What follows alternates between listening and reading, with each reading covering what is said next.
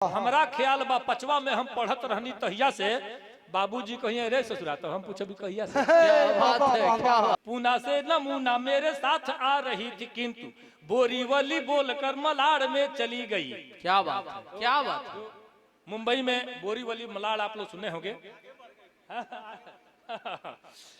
नहीं बीच में ही उतर गई। पूना से नमूना मेरे साथ आ रही थी किंतु बोरीवली बोलकर मलाड़ में चली गई। और फोटो फेसबुक पर जो वायरल हुआ तो मित्र खुशियों की झड़ी मेरी झाड़ में चली गई। खाली पड़ी कुर्सियां और सोते हुए श्रोता देख कविता की कड़ी भी कबाड़ में चली गई। क्या बात है, क्या बात। खाली पड़ी कुर्सियां और सोते हुए श्रोता देख कविता की कड़ी भी कबाड़ में चली गई।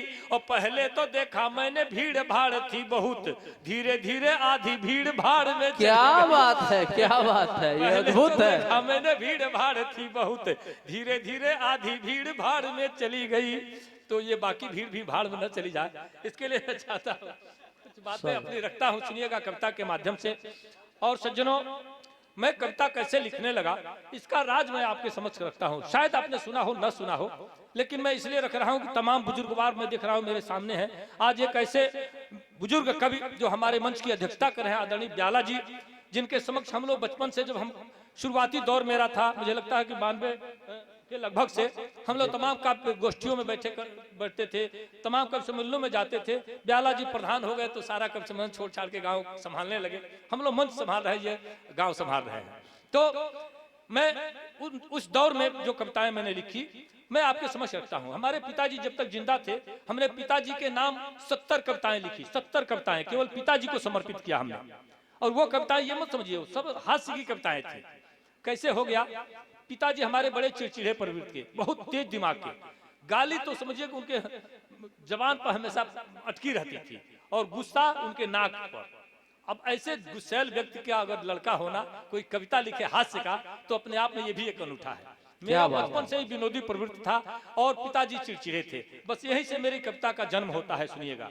और मामा और ससुरा बाबूजी की 2 गाली बड़ी प्रसिद्ध थी। आदरणीय सुनिए, मन से सुनिएगा, आप ताली नहीं भी बजाएंगे तो मैं समझूंगा। एक ऐसे पिता की पुण्यतिथि पर आयोजित, एक ऐसे भाई के पुण्यतिथि पर आयोजित किया है इस सिंह परिवार ने इस कार्यक्रम को। तो मैं चाहता हूं इस कविता को सुनने के बाद लगेगा कि मैंने कुछ सही बातें कही हैं।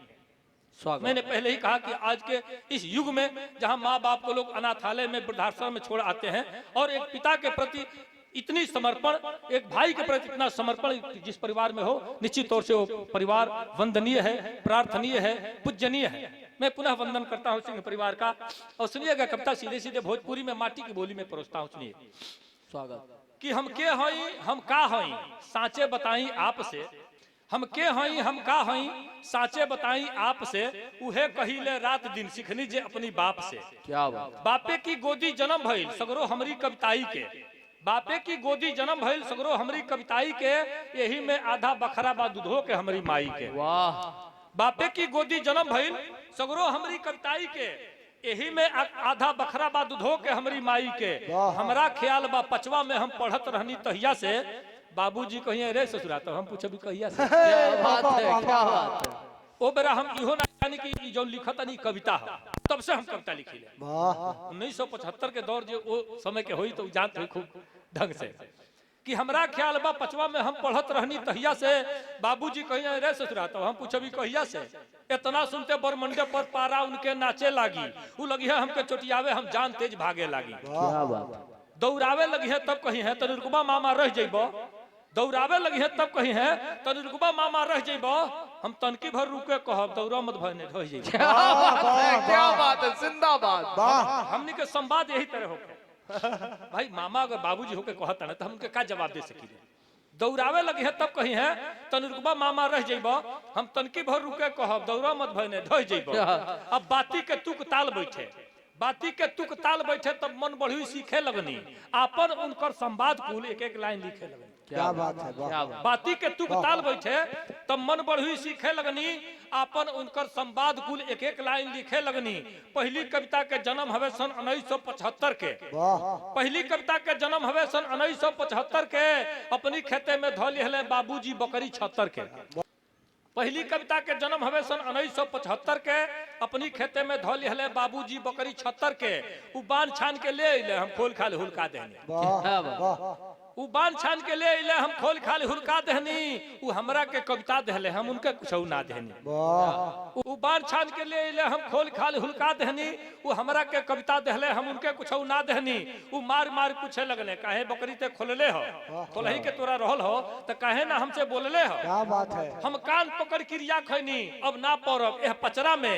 अब माई हमके लुकवा लेली हौहा के अपनी अचरा में। क्या बात है, वाह। सज्जनों, आपको यकीन नहीं होगा, 3 दिन में रो रो के ये कविता मैंने लिखा है।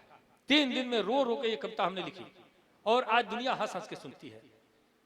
मुझे गर्व होता है उस माँ पर, उस पिता पर, जिनकी प्रताड़ना भी, जिनकी मार भी हमको इतना अच्छा स्थान दिया। मैं कभी जीवन में उनकी भरपाई नहीं कर सकता उसकी, जो हमारे माँ बाप से मिला है। सुनिएगा, उ मार मार पूछे लगले काहे ते बकरी खोलले हो, खोलही के तोरा रहल हो तो काहे ना हमसे बोलले हो। हम कान पकड़ क्रिया खैनी अब ना पड़ब एह पचरा में। माई हमके लुकवा लेली हौहा के अपनी अचरा में। हम परल परल सोचे लगनी तबले माथा चकरा गईल। आंसू बन के बिजली की तरह कविता कागज पर आ गई। वाह। आप पढ़े लिखे लोग हैं, आपको पता होगा। किसी कवि ने कहा कि आह से उपजा होगा गान, बिना करुणा के, बिना आह के, बिना द्रवित मन से कविता नहीं उपज सकती मित्रों। बिल्कुल। तो हम परल परल सोचे लगनी तबले माथा चकरा गईल। आंसू बन के बिजली की तरह कविता कागज पर आ गई। उ कविता लिख के देनी हम बाबूजी के धीरे से। तहियो उ खोजले साझी ले हमरा के होत फजीरे से। क्या बात है, क्या बात है। उ कविता लिख के देनी हम बाबूजी के धीरे से। तहियो उ खोजले साझी ले हमरा के होत फजीरे से। और राती के खाना खाते में मारे खातिर डंटा तनले। माई बीचे में पड़ गईली तब जाके उ कैसो मनले। हमरा माई जाके छोड़ी छोड़ी छोड़ी दाय दिखात में पीलो कुकुर के नहीं मारे जाला। कहेला वो आदमी कहेला, हालांकि हमारे बाबूजी पीला कुकुर से तो उनको कम आदर हमारा नहीं करे। क्या बात है, ये भी एक व्यंग्य है। हाँ, राती के खाना खाते में मारे खातिर डंटा तनले। माई बीचे में पड़ गई तब जाके उ कैसो मनले। बाकिर जाते जाते कहले अपनी करनी के फल फरबे। असली हमार शराब होई तो जिंदगी भर ये करबे। जब बाबूजी सरगे गईले तब से ही सहज ज्ञान भइल और उन्हीं के दिहल शराब आज हमरा खातिर वरदान भइल। क्या बात है, बहुत।